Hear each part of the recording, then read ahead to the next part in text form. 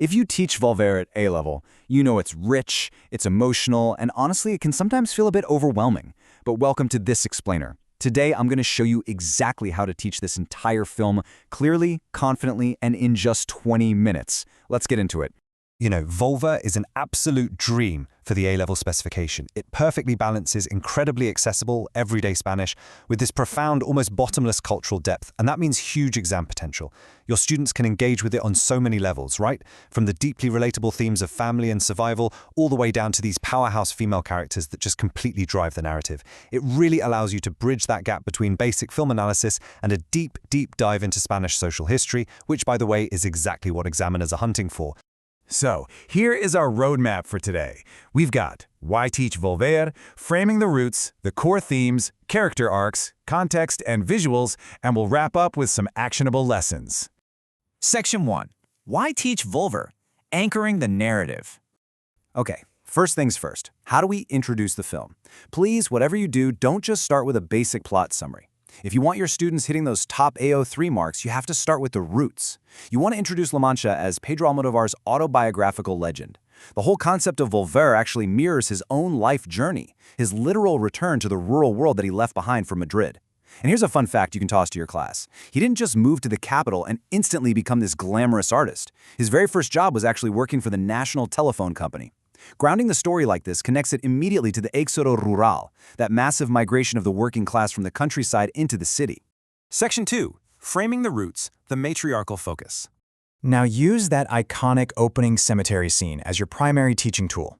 You have to show your students how the ritual of cleaning tombstones on the Day of All Saints, well, it isn't macabre or creepy at all. In rural Spain, it's this incredibly vital, vibrant social event. It instantly establishes the film's absolute matriarchal focus. You can frame the entire story for your students right there, as essentially women surviving in a world shaped by men. A world where the male figures are, frankly, either noticeably absent, totally peripheral, or actively predatory. Section 3. The core themes. The 5 AO3 pillars.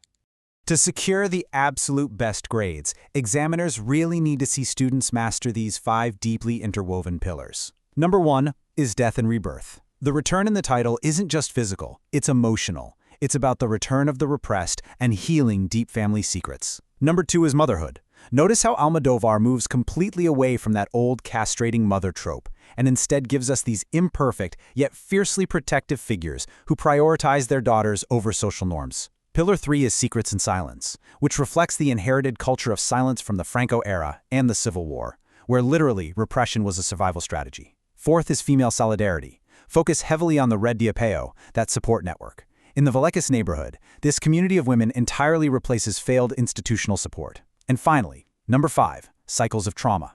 Help your students map how trauma passes from Irene directly to Raimunda and how Raimunda ultimately breaks that cycle to protect Paula. Section 4. Character arcs. Decoding the matriarchy.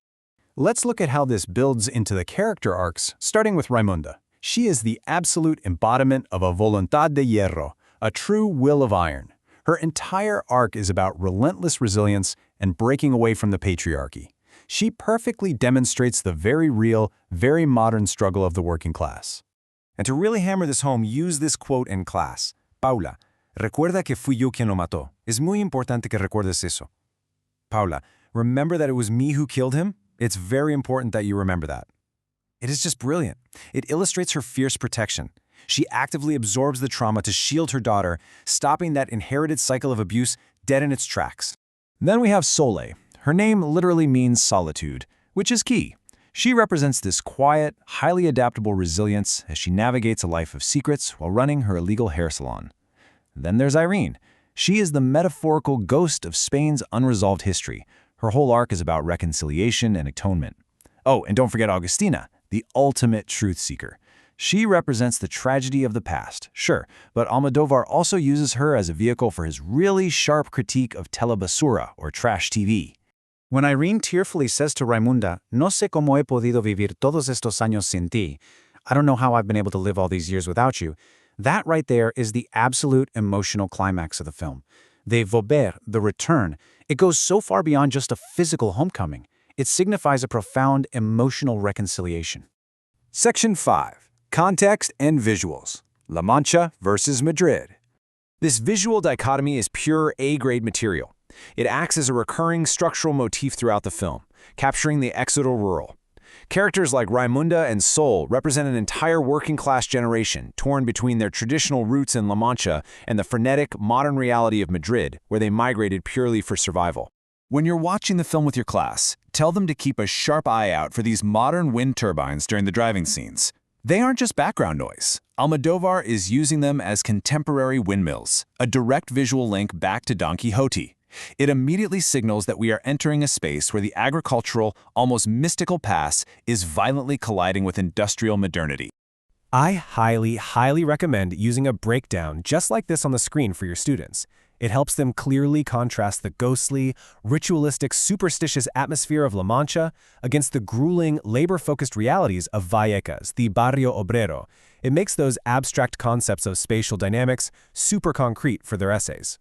And of course, you have to teach them to track Almodóvar's incredible visual cues. Red is literally everywhere, from the cars to the clothes. It symbolizes emotional intensity, passion, and the ever-present threat of blood. Then there's the wind, the viento solano. It's practically a character itself, representing madness, regional fires, and the unbridled passion haunting the town. Notice the food, too. Dishes like pisto and mentecados aren't just props, they are vital links to their roots and acts of love. And cleaning, whether it's scrubbing tombstones or mopping up a crime scene, represents the sheer emotional labor of trying to wipe away the trauma of the past. Section 6.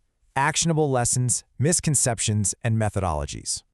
Let's wrap up by tackling some really common student misconceptions. First off, remind them this is not just a quirky comedy. It's actually exploring deep domestic tragedy, heavily influenced by Italian neorealism. Second, clarify that Irene isn't just a literal ghost in a supernatural sense. She's a metaphor for the resurfacing of history. Third, make sure they know Raimunda isn't perfect. She's incredibly morally complex. I mean, she uses her neighbor Regina's precarious legal status to hide a body, which unknowingly replicates the exact oppression she suffers herself. And finally, show them that the themes aren't in silos. They constantly overlap.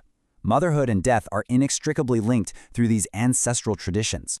So how do we put this into practice? Here are 3 ready-to-use lesson ideas you can deploy literally tomorrow. 1. Quote sorting and theme mapping. Give them the top 10 quotes and have them map each directly to a core theme, like maternidad or muerte. 2. Scene-by-scene storyboarding. Have them visually analyze the cemetery scene or the restaurant scene to identify camera angles and symbols. 3. Practice writing peel paragraphs, point, evidence, explanation, link. Have them practice specifically connecting a character's action back to the historical context of post-Franco Spain. So, armed with this 20-minute framework, how are you going to empower your students to decode Spain's culture of silence and unlock the profound depths of Volver in your very next lesson? It's an incredible journey to take them on. Thanks so much for joining me for this explainer, and we will see you next time.